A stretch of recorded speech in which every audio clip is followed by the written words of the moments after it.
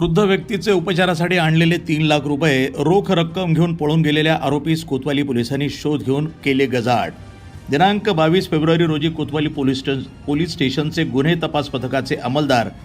कोतवाली police station हद्दीमध्ये patrolling आणि फरार आरोपीचा शोध घेत असताना पोलीस निरीक्षक संभाजी गायकवाड यांना गुप्त बातमीदारामार्फत बातमी मिळाली की कोतवाली पोलीस स्टेशन गुन्हा रजिस्टर नंबर 144 2026 BNS कलम 304(2) प्रमाणे दाखल गुन्ह्यातील फरार आरोपी नामे लाला किसन सुद्रिक राहणार कोंडाणे तालुका कर्जत हा पुणे बस स्थानक अहिल्यानगर या ठिकाणी येणार असल्याचं गुप्त बातमीदारामार्फत बातमी मिळाल्यानं आता गेल्यास मिळून येईल अशी खात्रीशीर बातमी मिळाल्यानं सदर माहिती ही माननीय पोलीस निरीक्षक संभाजी गायकवाड यांनी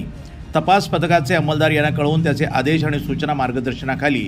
सदर ठिकाणी जाऊन सदर इसमाची खात्री करून त्यास ताब्यात घेऊन त्याच्याकडे विचारपूस केली असता त्यानं त्याचं नाव लाला किसन सुद्रिक राहणार कोंडाणे कर्जत असं असल्याचं सांगितलं। त्यास कोतवाली पोलीस स्टेशन इथं आणून त्याच्याकडे गुन्ह्याच्या अनुषंगानं चौकशी केली असता त्यानं कळवलं की सदर गुन्हा मीच केला असून सदर गुन्ह्यातील फिर्यादी यांचे रोख रक्कम 3 लाख रुपये मी चोरी केली आहे।